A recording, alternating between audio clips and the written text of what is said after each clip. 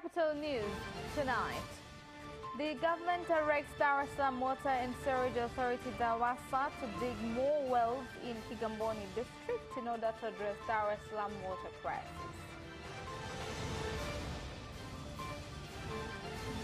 Government says the frequent power cuts in the country have been caused by decreasing levels of power generation water sources.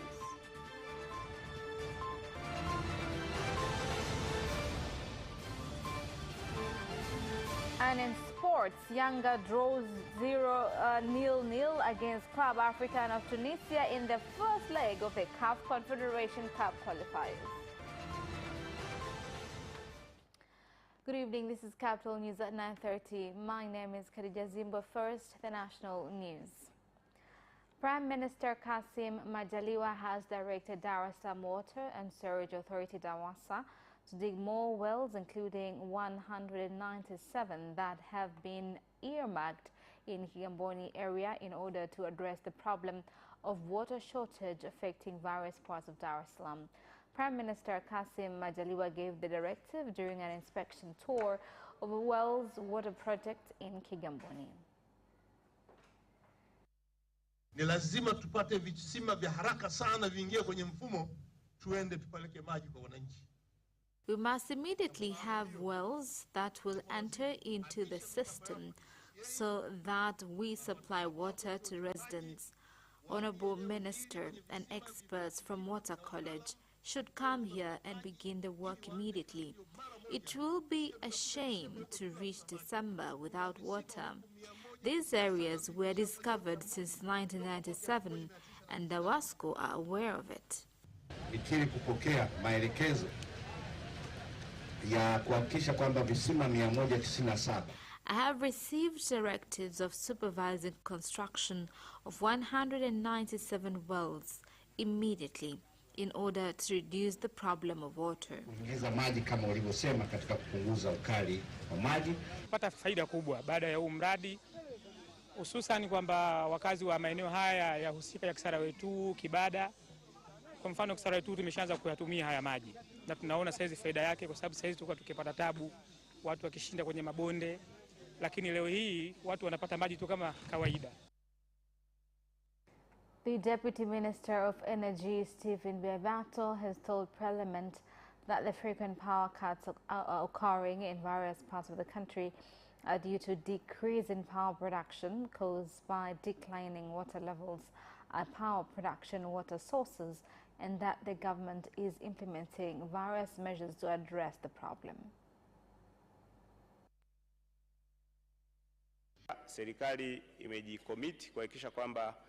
The government is committed to make sure that before end of next month, Kinyerezi 1 extension project to give 185 megawatts is complete in reducing challenges of electricity. The government has already set 500 billion shillings for improving the grid and 300 billion for improving other infrastructures which are not part of the grid to reduce power cuts. As you are doing that, do not forget priority areas like business areas, at least for traders not to be affected in incurring more production costs because of seeking other alternative energies. Katika hatua nyingine, kamati za bunge ya hesabu ya serikali PAC na In another development, the Public Accountants Committee PAC and the Local Authorities Accounts Committee have tabled their reports in Parliament on the Controller and Auditor General's 2021 report, calling the government to take stern action on those implicated in embezzlement of public funds. Inashauriwa serikali iangalie na kufanya tathmini ya kina kabla ya kutoa dhamana kwa taasisi za umma pale zinapoingia mkataba, kwani uzoefu. Experience shows that this area causes a lot of loss to the government whenever contracts are terminated. Bunge linaitaka serikali kudhibiti mianya ya mapato. Parliament wants the government to control revenue channels and take stern measures to attendants who will be proven guilty of embezzling funds. Serikali imeingia hasara kwa sababu ya mikataba, Na ushauri sisi wabunge tunasema siku zote. As members of parliament, we always advise on involving attorneys in such contracts because they are not used effectively. Naona kwamba ziko halmashauri ambazo zinashindwa kusimamia. There are some councils which fail to use the funds well, leading to such malpractices. Vijana na watu wenye ulemavu. The government has issued a deadline of 1 month to industry owners, particularly in Dar es Salaam, that release wastewater into water sources as well as people's residences to immediately address the problem, as legal action will be taken against those who violate the directive. The directive was given by the Minister of Union and Environment, Suleiman Jafo, during a tour at a plastic manufacturing industry in Kifaru area, Ubungo district, Dar es Salaam. Hiki yamesababisha hata vile visima ambao walikuwa wanatumia wananchi vimejaa maji machafu kiasi kwamba sio maji salama. These wastewater run to man-made wells and destroys clean water which was used by residents for home purposes. We have reported the problem in different government levels without any success. Wote ambao watashindwa kutekeleza sheria ya mazingira. We are going to tell developed countries to continue fulfilling their pledge of fighting climate change, especially in providing funds and technology. Wahakikishe wale wote wanaotiririsha maji, hususan katika maeneo ambao wananchi wanalalamikia, mfano eneo la Kinyerezi na maeneo mengine. Now, moving on, residents from Linengwene village, Mirui ward in Liwale District Council in the region have urged the Minister of Home Affairs, Engineer Hamad Masauni, and the Minister of Livestock and Fisheries, Mashimba Ndaki, to remove herders from the village, claiming they have been harassing them. They made a call when the two ministers visited the village. Mimi ndugu zangu, ndio waziri wa mifugo na uvuvi. As the minister in charge, I do not want to see pastoralists causing chaos in this country. Livestock keeping is a legal activity, but it does not give us authority in doing whatever we want. Whoever will be found grazing on someone's farm should be dealt with accordingly. Wafugaji hao wajue sheria zipo na vyombo vipo. Yeyote yule Livestock keepers must know that laws are there and governing bodies are there. Whoever will destroy people's assets and beat people, arrest them and take them to the police station to be taken to court. Commissioner, ukibeza kutosha? Zinatosha. Zinatosha. Una hakika? Nina hakika. Maada maeneo ya Nisiwe kimbili zinatosha. Once the operation is complete and they have left, there are some stubborn people who might come back. The government cannot keep on doing same operations every now and then. Residents must be involved in monitoring the system. If there is a leader who is not enough, take action.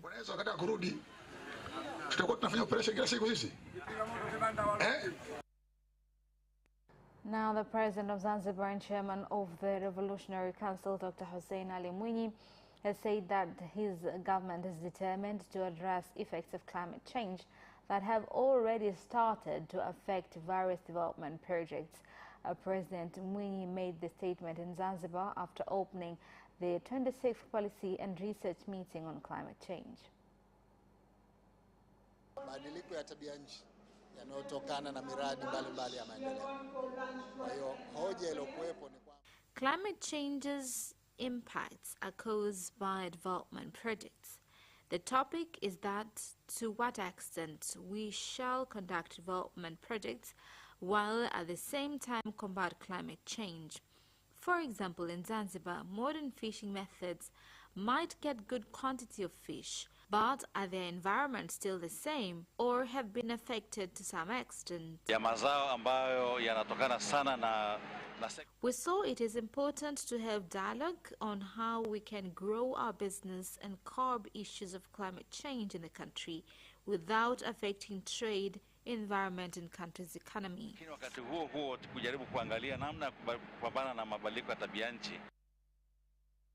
Minister of Energy January Makamba has said that implementation of directives given by President Samia Suluhu Hassan of forming a work task force to coordinate a report with better ways of energy use will be presented to Prime Minister Kassim Majaliwa. Minister Makamba made the statement in Dar es Salaam on closing the two-day national debate on clean cooking energy. Kazi yangu itakuwa ni kuandika dokezo kwa viongozi, kwa Mheshimiwa Waziri Mkuu, kwamba yalitoka haya maelekezo, mapendekezo yetu kuhusu muundo, utaratibu, mfumo, utaratibu wa kazi, washiriki wa hicho kikundi kazi kiwe hivi, mapendekezo yetu kuhusu ratiba ya kazi iwe hivi. Yaani hatulali, hatungoji ngoja wiki ijayo tukae kikao, hapana. Kesho dokezo linaenda kuhusu kuanza kwa kikosi kazi hiki. Fanye sisi cha kwanza kabisa huwa tunatengeneza mwongozo. Kwenye ule mwongozo tunaonesha vigezo vinavyohitajika ili kampuni inayofanya biashara ya gesi tuweze kufanya nayo partnership. Labda kuwa na leseni ya biashara, kuwa na leseni ya EWURA, vitu kadhaa. Uwezo wao wa kifedha, uwezo wao wa kufanya distribution. Kwa hiyo tunataka tukiingia kampuni iweze kwenda vijijini, na tukisema vijijini tunamaanisha kule vijijini. And that is the end of national news. International news follows next.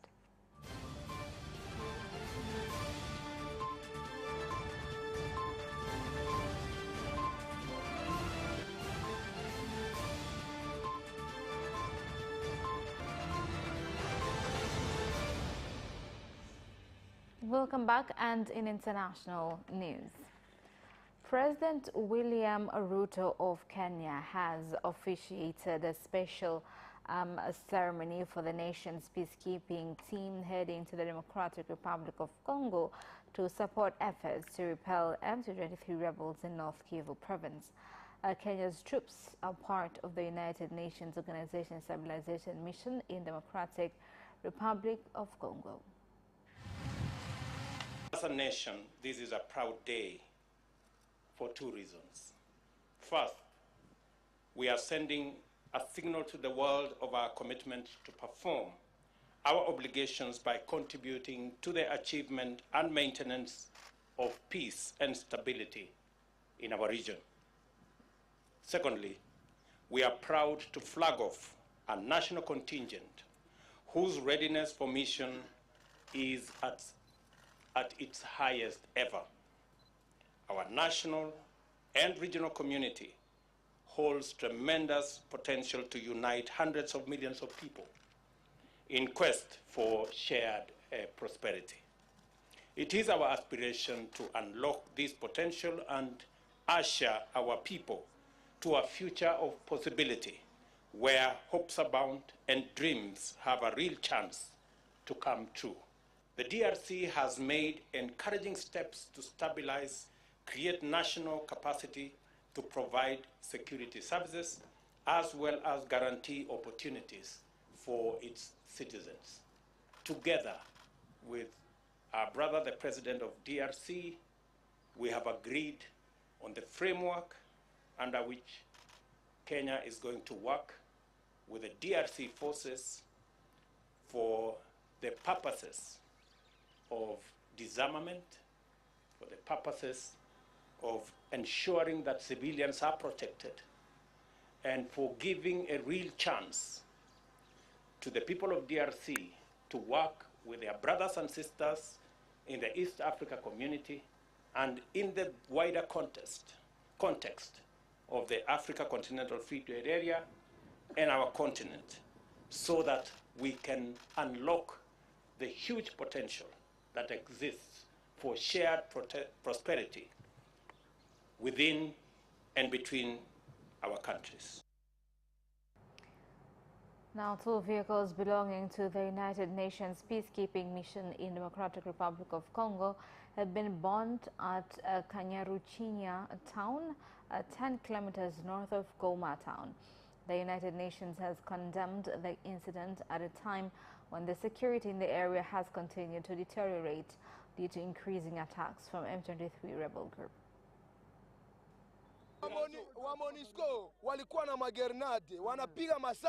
MONUSCO vehicles had grenades. When they were targeted, the vehicles exploded. Every day we are running because of war. We cannot work or do any projects.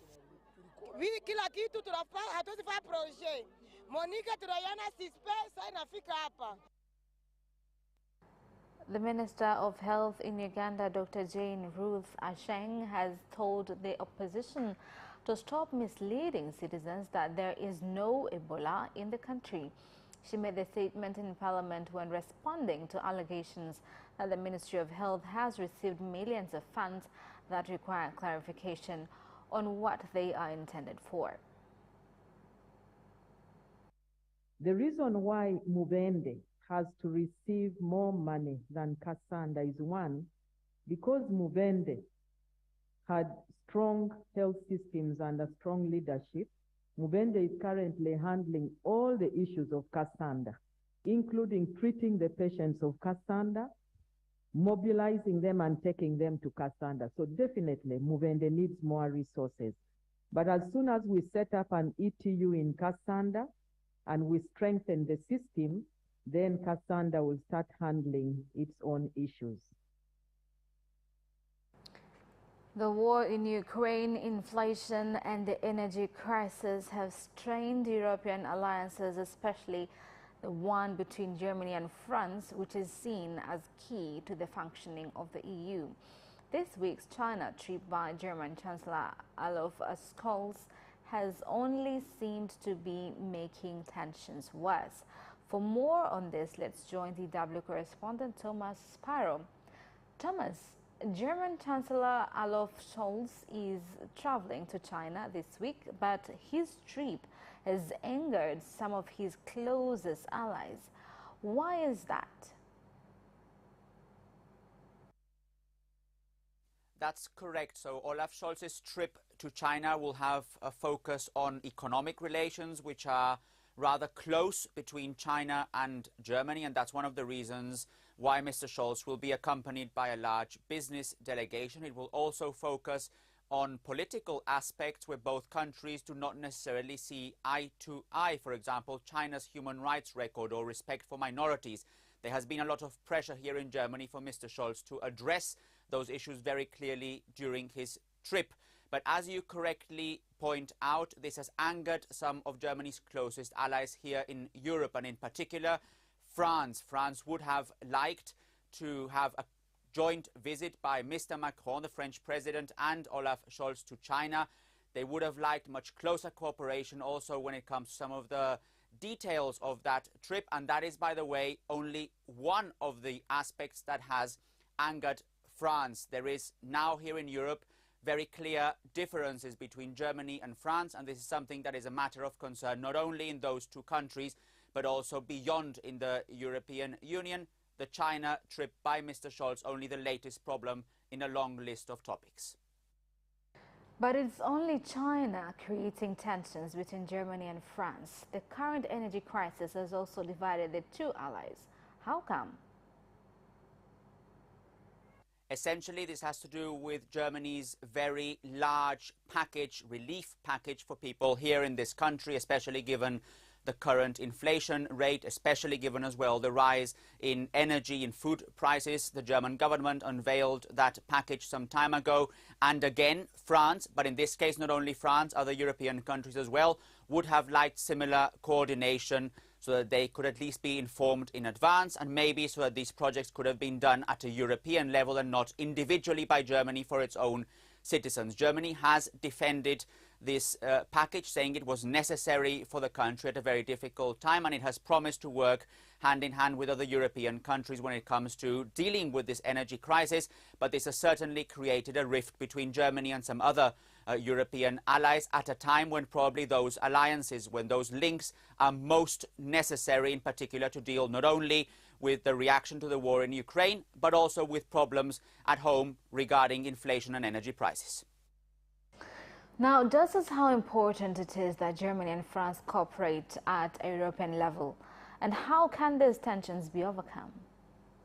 It is seen as a very important alliance, the German and French alliance at a European level, not only because of the size and the importance of these two countries. It's been described as a sort of German-French machine, basically stressing that if Germany and France can work together, then the EU can also move forward. Or put differently, if Germany and France cannot work together, then the EU will have trouble moving forward. And this is what we're seeing now when it comes to dealing with some of these very difficult issues that are at stake. Ukraine, on the one hand, the issue of defense also plays a role here. Energy crisis, inflation, and now the issue of how to deal with China. So it is seen as absolutely essential to the functioning of the European Union, and that's why there has been pressure for both leaders, Macron and Scholz, but also broadly for both governments to come together and try and clear up some of those differences to make sure that at the European level they can continue to work together. Thank you, Thomas, for those updates. And that is the end of International News. Business News follows up next after the break. We'll be right back.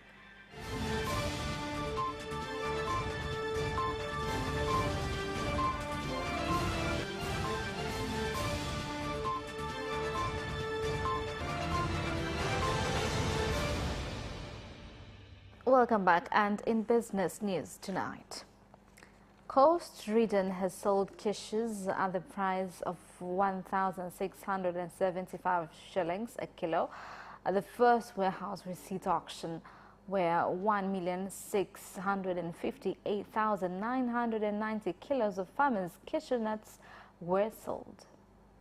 Bei ya shilingi 1,661 na senti 24. Higher prices are 1,675 shillings, while the lower price is 1,650 shillings. That is when you will see the value of minimum price. Vietnam and India are good buyers. Allegedly, they have already produced a lot of cashew nuts. That is why this year the market is very bad.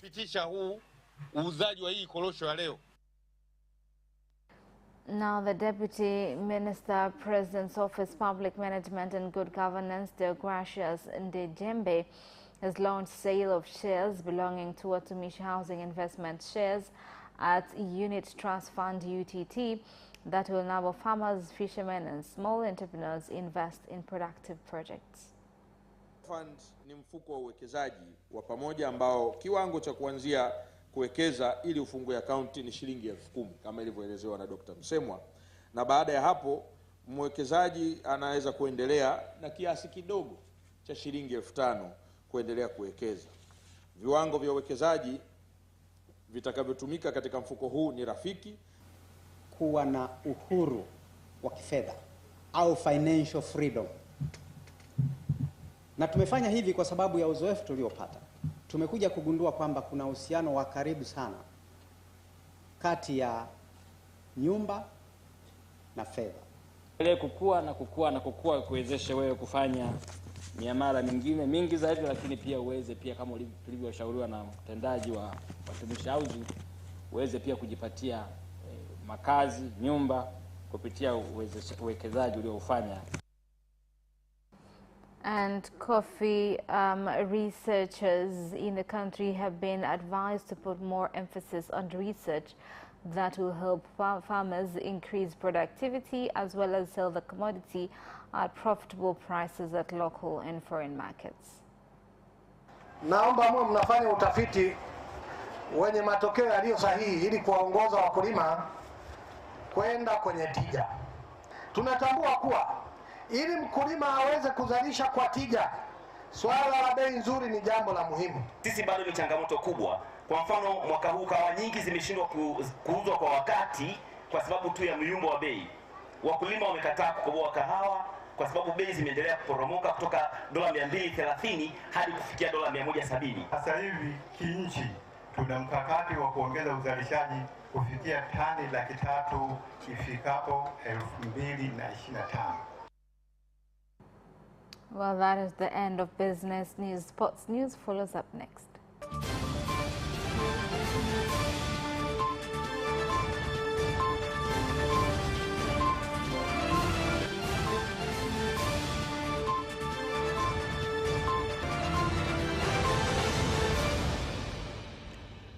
Welcome back, and in sports news tonight, Yanga Sports Club have drawn 0-0 against Club African of Tunisia in the qualifiers game for the group stage of the CAF Confederations Cup that was played at the Benjamin Mkapa Stadium in Dar es Salaam. A win was crucial for Yanga to get the chance to move forward in the competition. It now has the on-field task as in the return leg match in order to enter the group stage of the competition. Now, the champion of the Kijereshi Game Reserve International Cycling Tournament, to be held on 10th of December, is expected to represent Tanzania in the mountain bike competition in South Africa. Kwamba atapata bahati ya kubeba bendera ya nchi, bendera ya Tanzania, kwenda kuipeperusha nchini Afrika Kusini kwenye mashindano mengine ya baiskeli. Ni mashindano pekee ambayo yanafanyika kwenye maeneo ambayo unaweza ukakutana na wanyamapori. Ni mashindano ambayo kwa wengi wao ambao wanasikia wanyama. And Tanzania has defeated Rwanda in the ongoing T20 cricket in Dar es Salaam after getting 50 overs. Mpaka hapa tulipo, yani karibu kila mechi tunakuwa washindi wa pili. Sasa hivi tunajitahidi ingalau hata World Cup tu washindi wa kwanza, tusio wa pili tena. Lakini wapinzani wa Nyarwanda wametuletea kitu kipi? Hakuna jipi hapa. Hawa naona tuko vizuri. The 41st Bagamoyo International Cultural Festival is expected to be held between 10th to 12th of November, with preparations for the event underway. Mgeni huo mkubwa, nafikiri ni kwa mara ya kwanza sitting vice president anakuwa mgeni rasmi na kumwakilisha rais. We do expect the sitting vice president as the guest of honor on behalf of the president. As art stakeholders in Pwani region, it is a great privilege. On 10th of November, the world will stop and gaze on what is happening in Bagamoyo. Tunataka siku hiyo tarehe 10 Tanzania. And that sports item ends our news bulletin for tonight. My name is Khadija Zimbo. Thank you for watching and good night.